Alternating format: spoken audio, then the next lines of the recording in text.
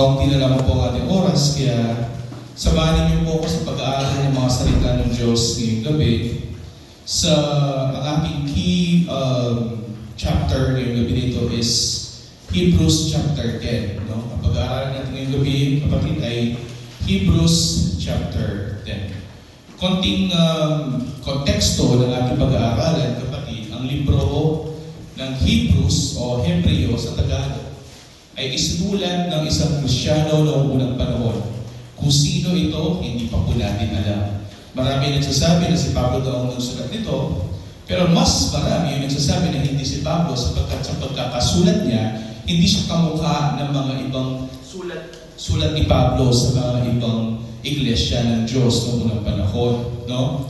At itong pagsusulat ng writer na ito ng Hebrews sa mga Hudyo, Hebrews, kapatid, again, ang Hebrews or Hebreo ay yung mga tao na mga lahi ng mga tao na nakipagtipan ang Diyos sa kanila. Tawag sa kanila yung mga Hebreo. Si Abraham, kapatid, ay isang Hebreo. Kung sino man ang mga tao na nakipagtipan ang Diyos sa kanila, ang tawag sa kanila yung mga Hebreo. At itong mga panahon ng ating mahal na Panginoon sa Kristo, nag-iba yung tawag sa kanila. Ang tawag sa kanila ngayon ay mga Jews, or mga Hudyo. No? So itong mga Hudyo na ito, o Jews, bakit ito naging Jews? Kasi nasira yung Israel. Remember na naging dalawang Israel noong panahon ni Haring Solomon? Ano yung isang bansa nila? Ang Judea. Tapos ang sa taas, ang Hilaga ay ang Israel. So, natira na lang yung bansang Judea, kapatid, which is, tawag sa mga naninirahan sa Judea ay mga Jews or yung mga Hudyo. No? Ito mga Hudyo na ito yung mga kalahi ng ating mahal na Panginoong Jesucristo. Kalahi sila in a sense na ang tawag sa kanila ay mga Israelita o mga Hudyo. Itong mga Hudyo na ito ay na-convert ng Christianity. Sila ay mula sa pagiging mga Hebreo o mga Hudyo, sila ay nagpa-convert ng Christianity. Naniwala sila sa ating mahal na Panginoong Jesucristo. Kaso, nung mga oras na ito, that was like 30 years after the death of our Lord Jesus Christ, 30 years nang patay ang ating mahal na Panginoon, mayroong isang emperor na nagngangalang Nero, kapatid, it's a Roman emperor, ang nag-persecute sa mga Kristiyano. Pinapatay sila, sinusunog sila ng buhay, binabalatan sila ng buhay, pinapako sila sa krus. Mahirap ang buhay ng mga Kristiyano ng mga unang panahon. Kaya itong mga Hudyo na ito na nagpa-convert ng Christianity, parang gusto nilang bumalik sa pagka-Hudyo. Gusto nilang bumalik sa dati nilang paniniwala. Ayaw na nilang maniwala kay Kristo kasi kapag ikaw ay Kristiyano ng unang panahon, ikaw ay papatayin. So natatakot sila. Ang para sa kanila, bumalik na lang ako ng pagiging Hudyo kasi kung Hudyo ako, hindi ako papatayin. Kasi ang utos ng Roman Emperor ng unang panahon, ang mga Kristiyano lamang yung papatayin. Yung mga Hudyo ay hindi. Kaya yung mga Kristiyano na ito, natatakot sila sa buhay nila, dati silang Hudyo Nagpa-convert sila into Christianity. Ngayon, gusto nilang bumalik sa dati nilang relihiyon, which is Judaism. Natatakot kasi sila. Pero itong writer ng Hebrews, sasabi niya, huwag kayong panghinaan ng loob.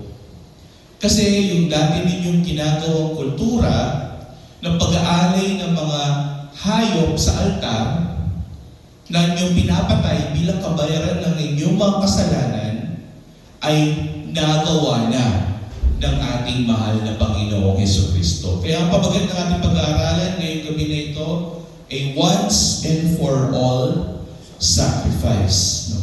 Bibigyan ko kayo ng konting konteksto, kapatid.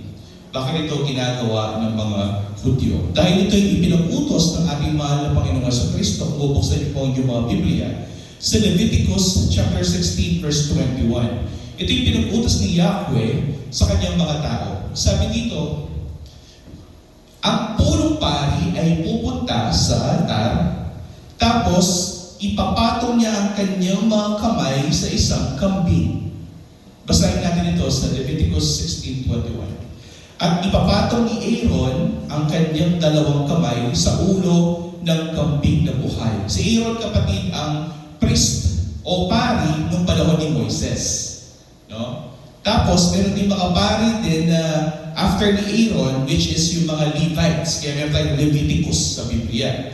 So, ang unang pari ng panahon ni Moises ay si Aaron, at ito yung ginagawa ng Israel noong unang panahon. Ipapatong ng punong pari ang kanyang kamay sa isang kambing, ang dalawang kamay sa isang kambing na buhay, at ipapahayag sa ibabaw niyaon ang lahat ng mga kasamaan, mga paglabag at lahat ng mga kasalanan ng mga anak ni Israel. So ang gagawin ng pinakapunong pari ang kasalanan ng buong bansang Israel. Lahat ng mga piniling mga lahi ng Diyos ay ipapahayag o ipapasa sa buhay na kambing sa pamamagitan ng pagpapatong ng kanyang kamay. At ilalagay niya yung ulo ng kambing at ipapadala niya ito sa pamamagitan ng isang taong pinili. At ano yung gagawin niya? Paborena niya upo na yung kambing ay hindi mabulos niya kay wilderness, kay ilang, kay nundong rin niya man pwedeng mate itang kambing ito. Diyan natin kinuha yung word na scapegoat. Ang tawag dyan ay scapegoat. Pag sinabing scapegoat, kapatid, itong yung meron kang excuses sa iyong mga nagawang kasalanan. At ang excuses ng mga Israelita noong unang panahon ay yung kambing na iyon. Ipinapatong, ipinapasa ang kasalanan dun sa kambing na iyon at hahayaan na lang nila yung kambing na iyon na mamatay sa ilang. Kaya tawag sa kanya ay scapegoat. So babalik tayo ngayon sa kung ano yung ginagawa ng mga Hudyo noong mga panahon ni Kristo. Ang ginagawa nila, yung hayop na iyon na mamamatay para sa kasalanan ng mga Israel ay inaalay nila sa altar at ginagawa nila ito every year. Bakit nila ito paulit-ulit na ginagawa? Kasi paulit-ulit na nagkakasala ang Israel. So every year, meron silang ginagawang isang ritual every September at pinatawag dyan is the Day of Atonement or sa Hebrew, Yom Kippur. Ginagawa nila is meron silang hayop na pinapatay, usually cordero yan or lamb na malinis. No? Lamb or cordero. Pag sa cordero, ito yung anak ng isang tupa. No? Ihahain nila sa altar, papatayin, tapos yung buhay ng tupa na yun, yung dugo ng tupa na yun, lang siya magiging kabayaran ng kanilang mga kasalanan. Paulit-ulit po nilang ginagawa ito. Yan ang konteksto ng ginagawa ng mga Hudyo noong mga unang panahon. So alam ng mga Hebreo yan, kasi ginagawa nila yung kultura nila yan eh. Nasa tradisyon na nila yan. So sumulat itong author ng Hebrews sa kanila kasi yung mga Hudyo na ito na nagpa-convert into Christianity, natatakot sila para sa kanilang buhay na parang gusto nilang balikan yung dating sistema nila, which is Judaism. Gusto nilang magpa-convert muli sa Judaismo. Ayaw na nila ng Christianismo kasi napanghihinaan sila ng loob kasi pinapatay yung mga Kristiyano. No? At ito ang sulat ng author ng Hebrews. This is the pinnacle. So verse 10. At sa pamamagitan ng kalooban niya, tayo ginawang banal sa pamamagitan ng pag-aalay ng katawan ni Kristo, minsan magpakailanman. Basahin natin kapatid sa Hebrews 1-18. Mabilis lang. Yamang kautusan ay anino lamang ng mabubuting bagay na darating at hindi ang tunay na larawan ng mga bagay na ito.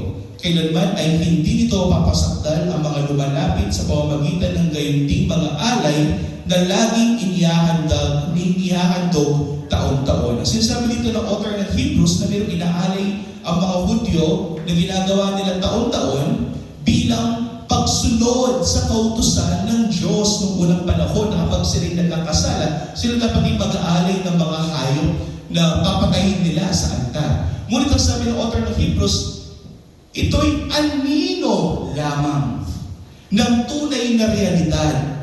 Itong ginagawa niyong ritual ay foreshadowing lamang, anino lamang ng darating na tunay na pag-aalay. Ito yung sinasabi ng author ng Hebrews. Kaya nga sinasabi niya na kaya kayo marunong mag-alay kasi tinuruan kayo ng Diyos upang mag-alay, upang pagdating na panahon kapag ang Diyos ang nag-alay, maiintindihan ninyo kung sino ang kanyang iaalay para sa kasalanan, hindi lamang ng Israel, kundi para sa kasalanan ng buong mundo. Ito yung sinasabi dito na ito yung anino lamang ng tunay na mangyayari, ng tunay na realidad. Kaya nung dumating ating mahal na Panginoon sa Kristo bago siya bautismuhan ni John the Baptist, sabi ni John the Baptist, Agnus Dei, behold, the Lamb of God, ang kordero ng Diyos na siya ihahain sa altar na mamamatay, who will take away the sins of Israel? No, but the sins of the world. No? Ang kanyang pag-aalay, ang kanyang kordero ay magiging mabisa para sa kasalanan hindi lamang ng Israel, kundi kasalanan din ng buong mundo. Sapagkat kung di gayon, hindi ba sana ay itinigil ng ihandog ang mga iyon? Kung ang mga sumasamba na nalinis ng minsan, sana ay hindi na sila nagkakaroon pa ng kamalayan sa kasalanan. At yung sinasabi ng Hebrews, ang paulit-ulit na pag-aalay sa altar ng mga hayop ay hindi magiging mabisang paraan upang linisin ang isang makasalanang tao. Kasi every time na mag-aalay ka, ikaw ay magkakasalang muli, tapos mag-aalay ka na naman at magkakasalang muli. It is a cycle of never-ending atonement. No? Ngunit sa pamamagitan ng mga handog na ito ay may pagpapala ng mga kasalanan, may pagpapaalala ng mga kasalanan taon-taon. Sabi dito ng author ng Hebrews na hindi ito nakapaglinis, bagkus ang ginagawa nito ay pinalalahanan lamang ang mga Hudyo na sila ay mga makasalanan tao. Bakit? Kasi every year, taon-taon, kailangan nilang mag-alay ng hayop na nagpapatunay na sila yung mga nagkasala sa harapan ng Diyos. Sapagkat hindi maaaring mangyari na ang dugo ng mga toro at ng mga kambing ay makapagpaalis ng mga kasalanan. Ito yung argument ng author ng Hebrews. Mga inaalay natin kahit anong hayop pa yan sa altar ay hindi magiging mabisa bilang paglinis ng mga kasalanan. Kaya ano ginawa ng Diyos? John chapter 3, verse 16. For God so loved the world, dahil minahal tayo ng Diyos, ibinigay niya kanyang buktong na anak. Ang kanyang anak ay nagkatawang tao, siya ay nandito para sa atin upang ang katawang tao na yun ay maihandog bilang buhay para sa atin. Kaya basahin natin sa verse 5. Kaya't pagdating ni Kristo, sabi sa Hebrews, sa sanlibutan ay sinabi niya, hindi mo nais ang alay at handog, ngunit ipinaghanda mo ako ng isang katawan. Ito ang sinabi ng ating mahal na Panginoong Jesucristo nung siya ay nananalangin sa Ama, sa John, di ba? Ang sabi niya, hindi mo nais ang mga alay at handog. Hindi mo nais yung mga hayop na yan. Kaya nga, ipinaghanda mo ako ng isang katawan. Ang sabi ng ating mahal na Panginoong Jesucristo. Kaya siya nagkatawang tao. Sa mga handog na sinusulog at sa mga handog para sa mga kasalanan ay hindi ka nalulugod. Sabi ng ating mahal na Panginoong Jesucristo. Hindi nalulugod ang Diyos sa mga handog ng mga hayop. Kaya ipinaghanda niya ang kanyang mismong anak ng isang katawan, tao. Kaya sinabi ko, narito ako'y dumating upang gawin ang iyong kalooban o Diyos sa balumbon ng aklat ay nasusulat tungkol sa akin. Ito yung sinabi ng ating mahal na Panginoong Jesucristo. Siya ay nagkatawang tao upang gawin ang kalooban ng nagsugo sa kanya. That's John chapter 6, chapter 10, 14, 15, 16, and 17. Lagi sinasabi ng ating mahal na Panginoong Jesucristo yan na gagawin niya kalooban ng nagsugo sa kanya. Nang sabihin niya sa itaas na, di ba? Nananalangin siya. Ang sinabi natin, mahal na Panginoong Jesucristo, nung siya nanalangin sa Ama, hindi mo ibig at hindi mo rin kinalugdan ang mga alay at mga handog at ang mga buong handog na sinusunog at mga alay para sa kasalanan na inihahandog ayon sa kautusan. Ano pa sinabi ng Hebrews? Actually, ini-echo lamang ng Hebrews ang mga nasulat sa Gospel ni John. pagkatapos ay idinagdag niya, narito sabi natin mahal na Panginoong Kristo, ako'y dumating upang gawin ang iyong kalooban, inalis niya ang una upang may tatag ang ikalawa. Ladies and gentlemen, ang tawag dyan kapatid is, alisin na ang dating sacrificial culture ng mga Hudyo na lagi silang nag-aalay ng mga hayop sa altar at itatag na ang ikalawang pag-aalay. At ano yung nangyari, kapatid? Ang inalay ng Diyos ay ang mismong kanyang anak, ang kanyang kordero. At sa pamamagitan ng kalooban niya, tayo'y ginawang banal sa pamamagitan ng pag-aalay ng ano? Ng katawan, o in other terms, ang pag-aalay ng buhay ng ating mahal na Panginoong Jesucristo. At itong pag-aalay na ito ay hindi ginagawa niya sa taon-taon, kundi ito ay minsang pag-aalay sa krus ng Kalbaryo na ito'y magiging mabisa magpakailanman. Kaya ang pamagat natin pinag-aaralan is a once and for all sacrifice. Ang sabi dito kapatid ng author ng Hebrews, na ang dating sistema or which is the sacrificial system of the Jews noong unang panahon is already done. Hindi na ito kailangan gawin pa.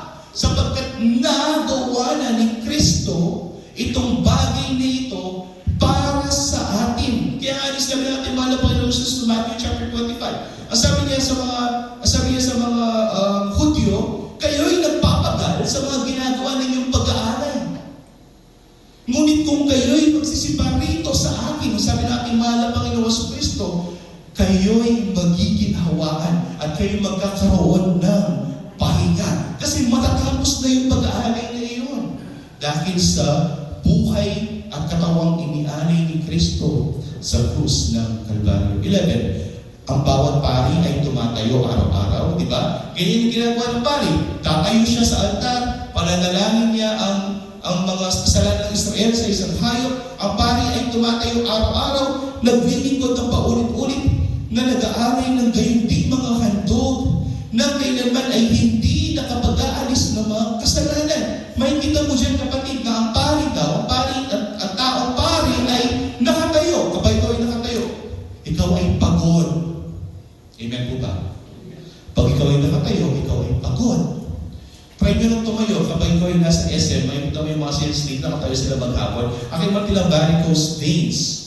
Bakit sila nakatayo maghapon? Kasi yun yung trabaho nila. Ganyan din trabaho ng mga pari ng unang panahon. Sila ay nakatayo, sila ay pagod para sa kasalanan ng mga tao. Sila ay nagpapagod. Pero tingnan natin, ano yung contrast? May pare na nakatayo, na nagpapagod, nag-aalay.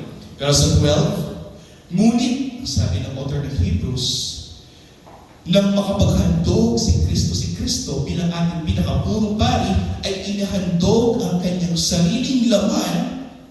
Nakapaghandog si Kristo ng isa lamang alay para sa mga kasalanan, para sa lahat ng panahon. Makikita mo dyan na hindi siya nakatayo, kundi siya'y siya ay umupo sa kanan ng Diyos. Siya ay naging hari, siya ay mayroong otoridad sa lahat ng bagay. He is reigning with God. 14. Sapagkat sa pamamagitan ng isang pag-aalay ay kanyang pinasakdal para sa lahat ng panahon ang mga pinababanal. This is, kapatid, the core of Christianity. That the sacrifice of our Lord in the cross, whenever we see that sacrifice, it reminds us. Kaya ako nag-English na dyan yung kapatid ko. It reminds us of what our Lord Jesus Christ did for us. What is that? A once and for all sacrifice.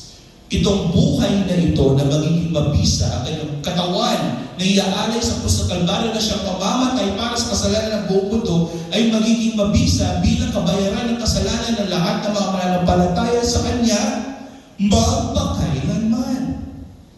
Kaya sabi ni Pablo sa Romans chapter 8, lahat ng mga na kay Kristo, hindi na sila kayang agawin pa ng kaaway kasi ang kanyang kamatayan sa krus, kanyang pagbabayad ng ating mga kasalanan ay mabisa. Hindi lamang para sa mga kasalanan na nagawa ng nakaraan, sabi nga ni Pablo, kundi para din sa mga kasalanan natin gagawin sa hinaharap. Amen po ba? Kaya nga sabi dito, ang kanyang pag-aalay ay mabisa, once and for all, magpakailanman.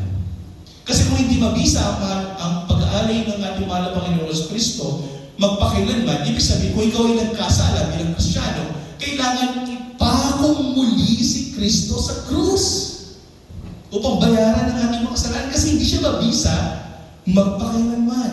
Pero dahil ang pag-aalay ng ating mahal na Panginoon Kristo ay mabisa forever, then hindi na siya kailangan ipako pa sa krus upang bayaran ang inyong mga magagawa pang mga kasalanan. Nababanggit ng Diyos na tayo lahat ay bagaman tayo yung mga matuwid na sa kanyang harapan, meron pa rin tayong kapasidad na magkasala. Sapagkat ang taong ang patay na binuhay muli ng Diyos, bagaman siya'y mukhang buhay, siya pa rin ay nangangamoy patay. Amen po ba? Napunta na ba kayo sa mga libingan? Binuksan niyo na po yung libingan. Ang baho. Diba?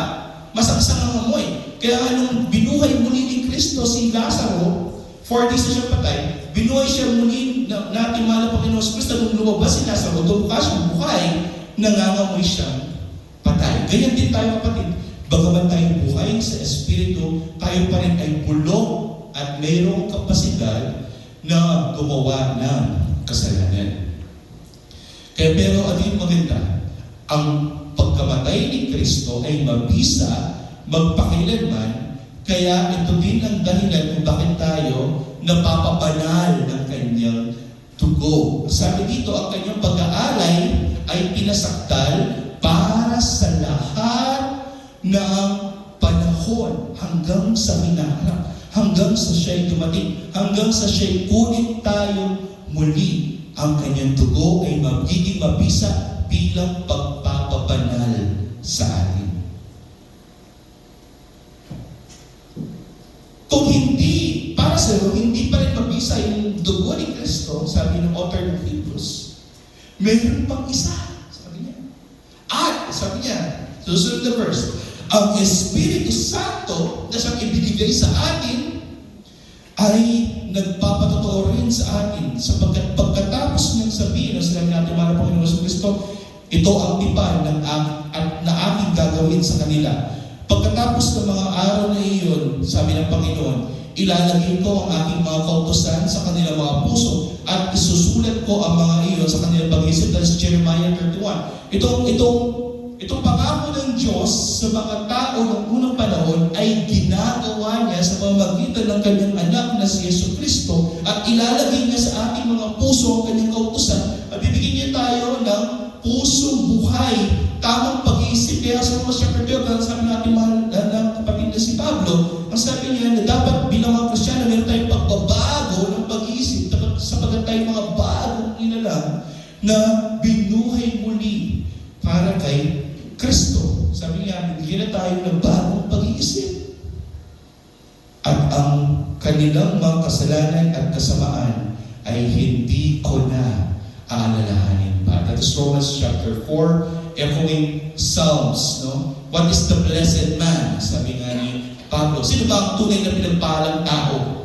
Yung bang nakukuha niya lahat ng kayamanan ng mundong ito? Yung wala ba siyang sakit?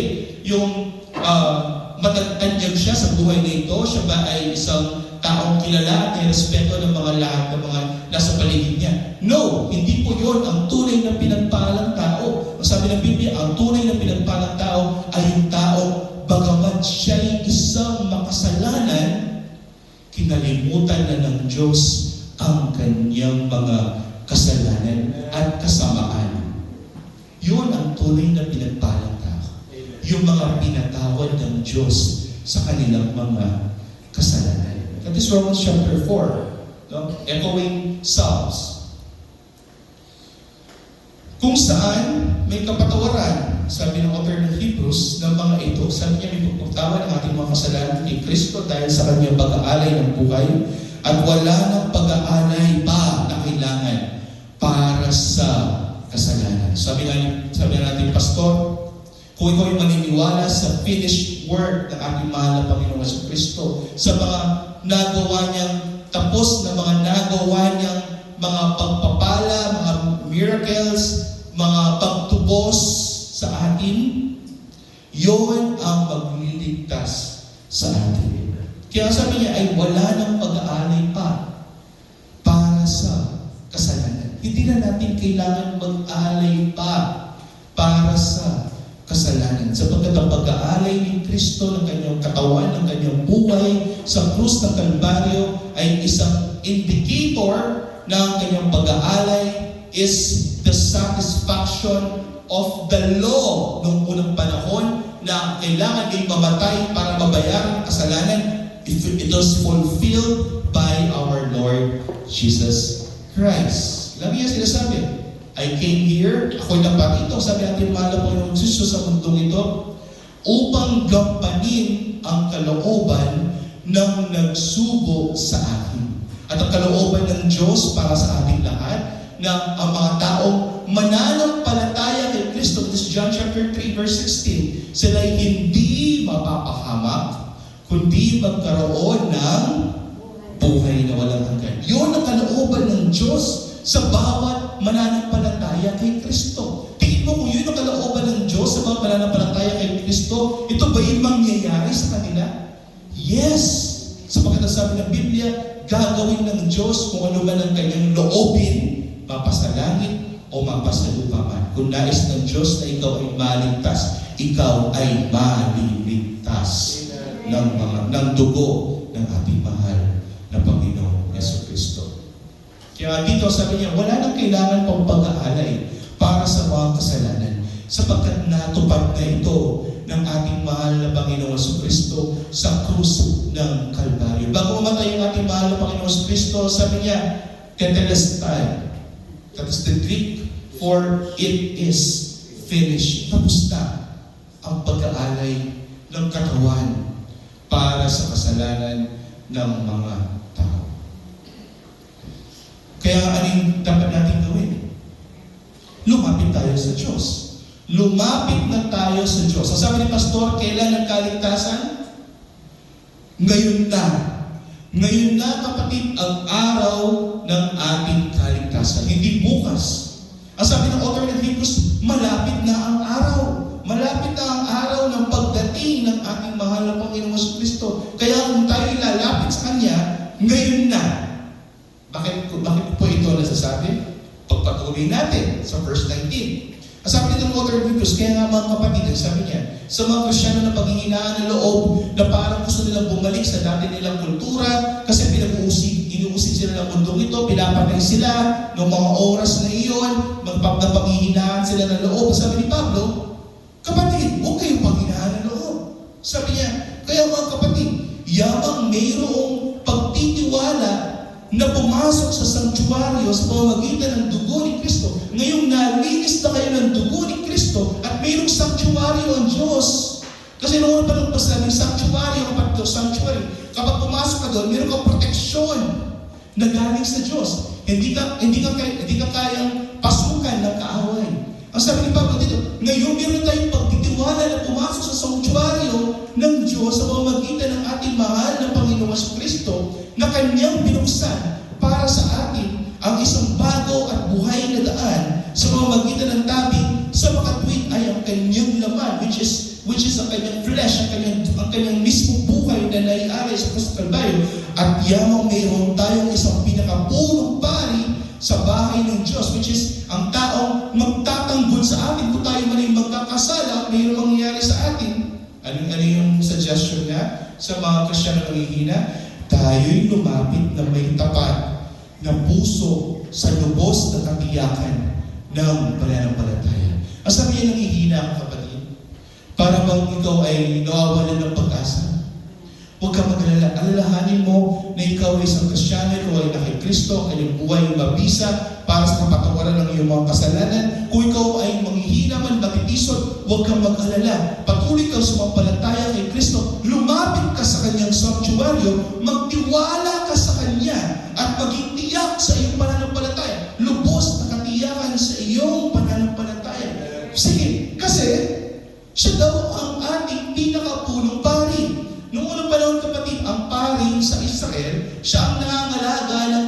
kaluluwa ng mga tao. Ngayon, ang sabi ng author ng Hebrews, bagamat hindi na kayo Hudyo at wala kayong pari, kayo naman ay na kay Kristo at siya ang inyong pinaka-punong pari. Hindi niyo na kailangan pang bumalik pa sa Judaismo upang maghanap ng pari. Meron na kayong pinaka-punong pari sa langit at hindi na siya namamatay. Kaya may katiyakan sa inyong pananampalataya kay Kristo na ang mga puso ay minisikan ng malinis mula sa isang masamang budhi at nahugasan ng ating mga katawan ng dalisay na tubig. Paghawakan nating matatag ang pagpapahayag ng ating pag-asa ng walang pag-aalinlangan sapagkat siya na nangako ay tapat. Ang asawa ay mangangako na hindi niya iiwan ng kanyang asawa, tumaba man siya, mahirapan man siya sa buhay, from thick and thin, from ups and downs, hindi tayo iwan, ang sabi ng asawang lalaki. Pero tumaba lang si Mrs. May nakita siyang isang babae na kasama niya sa trabaho, na mas sexy kaysa kay Mrs. Iniwan si Mrs. No? Ang kanyang pangako ay hindi tapat. Ngunit ang sabi ng author ng Hebrews, ang nangako sa atin ay nangakong may katapatan. Kung may dakila sa lahat, kung may dakilang katapatan sa lahat, ito yung katapatan ng Diyos sa atin. Sabi nga ng Biblia, bagamat tayo iiwanan natin ng Diyos, magre-rebelde tayo sa Diyos, pero ang Diyos, hindi niya tayo iiwan. Hindi niya tayo pababayaan. Yan ang dahilan kung bakit hanggang ngayon, bagamat masama ang tao, bagamat masama ang mundong ito, hindi pa rin ito nagugunaw, sapagkat ito'y pinag-iingatan pa rin ng Diyos dahil ang Diyos ay tapat, hindi lamang sa ating mga Kristyano, kundi pa rin pati rin sa kanyang mga nilikha. Dakilang katapatan ng Diyos. At ang ating mahal na Panginoong Kristo ay ang Diyos na tapat sa buhay natin. Sabi dito, ang ating mahal na Panginoong Kristo, ang siyang nangako ay tapat. At ating isaalang-alang kung paano gigisingin ang isa't isa sa pag-ibig at sa mabubuting gawa na huwag natin pabayaan ang ating pagtitipon. Ito yung sinasabi ng author ng Hebrews. Bakit? Kasi itong mga Kristiyano na ito ng mga Hudyo, natatakot sila. Ayaw na nila magtipon-tipon kasi kapag nagtipon-tipon sila, ano mangyari sa kanila? Sila ay papatayin. Diba? Kasi noong mga panahon na yun, ang mga Kristiyano ay pinapatay. Pero sabi ni Pablo, wait a minute, kung natatakot ka para sa iyong buhay, huwag kang matakot. Kasi, kasama mo si Kristo sa iyong buhay. Ano mang mangyari sa inyong buhay, ikaw ay kay Kristo. Kaya kung babasahin mo Hebrews chapter 12, this is Hebrews chapter 10. Sa Hebrews chapter 12, sabi ng author ng Hebrews, tayo na kay Kristo, ang ating kaluluwa ay nakaangkla sa Kanya.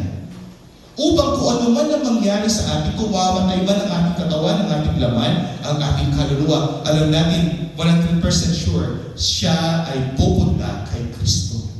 Sapagkat ang ating kaluluwa ay nakaangkla sa ating Panginoon. Sabi niya, huwag niyong pababayaan ang inyong pagtitipon. Kahit kapalit pa niyan ang inyong buhay. Sapagkat itong pagtitipon natin para sa ating mahal na Panginoon sa Kristo, yung sasabi ng author ng Hebrews, ito ang magpapalakas ng ating loob. Kaya meron din tayong pagtitipon ng ganito, kapatid. Upang meron tayong kapatid na pinaghihinaan ng loob. For instance, yung sister natin na nagda-dialysis, siya ay nanghihina, siya ay nagkakaroon ng problema. Kung makikita natin itong kapatid na ito, tulungan natin siya. Palakasin natin siya sa pamamagitan ng mga salita ng Diyos. Pag kung meron tayo may tulong sa Kanya, kahit anong klaseng tulong, tulungan natin ang ating kapatid. Magpalakasan tayo ng loob sa isa't isa. Ito ang sinasabi ng author ng Hebrews. Sapagkat bagamat meron tayong mga suliranin sa buhay, meron tayong problema na dinaraanan sa ating buhay, huwag mong kakalimutan na kung si Kristo nga hindi nagdalawang isip na ialay ang kanyang buhay para sa kabayaran ng ating makasalanan, tayo pa kayang na kay Kristo na. Huwag din natin pabayaan na hindi natin luwalhatiin, sambahin, purihin ang Panginoon na siyang gumawa nitong lahat para sa atin. Huwag niyo pabayaan ang inyong pagtitipon. Sabi ng author ng Hebrews, palakasin ang loob ng isa't isa. Lalo na kapag iyong nakikita na papalapit na ang araw. Ang araw dyan, kapatid, is the day of the Lord, which is the second coming, ang pagdating muli ng ating mahal na Panginoon sa Kristo. There are already signs before. Meron ng mga sinyales kahit ng mga panahon ni Pablo. Nasira ang templo, no? Which is one of the signs na persecute ng mga Christians. Maraming earthquakes na nangyari, maraming sakuna na nangyari, maraming gera na nangyari. Diba? Meron pa ang holy war na nangyari. Yung mga signs na yan, nandiyan lang from before until today. Dami pa rin gera. At dami pa rin sakuna na nangyari sa mundo ito, which is one of the signs. Pero this is not fear-mongering. Hindi ko po rin pinatakot. Ang sinasabi ng Biblia, maging handa tayo sa ating pagtitipon, magpalakasan tayo, upang ni isa sa atin ay huwag manghina at mapariwara, mawala kay Kristo. Amen po ba? Amen. Kasi kung dumating si Jesus, nawala tayo sa Kanya, ang Kanyang dugo ay hindi magiging kasangkapan ng paglilinis ng ating mga kasalanan. At tayo haharap sa korte ng Diyos na bilang isang taong matuwid, kundi bilang isang taong makasalanan. Tandaan, ang pagtitipon ng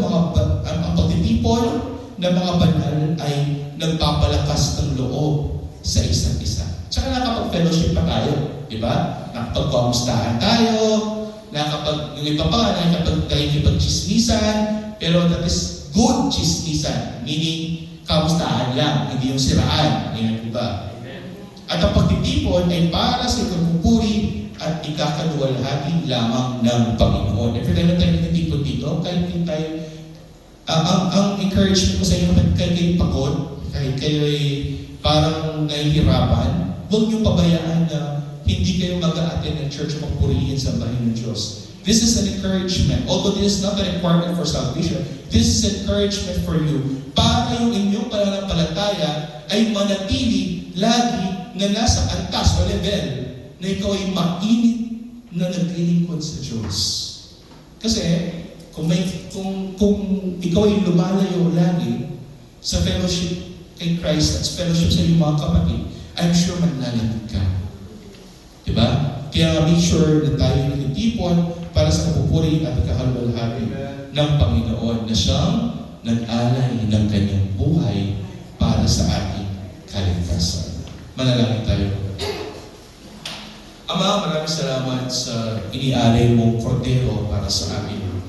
Ang aming mahal na Panginoon sa Kristo na kanyang katawan ay naialay sa krus ng Kalbaryo, ang kanyang buhay, ang kanyang dugo, ang siyang naglinis ng aming mga kasalanan at ang paglilinis na ito ay mabisa ng minsan at magpakailanman. Maraming salamat sa biyayang ito, O Diyos. Pagkamat hindi kami karapat-dapat, kami dapat ang paparusahan, ngunit iyong ipinadala ang iyong malinis na anak, ang iyong matuwid na anak, upang siya ang maging kasalanan para sa amin at maibuhos sa Kanya lahat ng iyong galit. Dahil sa biyayang ito, O Diyos, taos puso namin kayong pasasalamatan, pupurihin, sambahin sa aming buhay.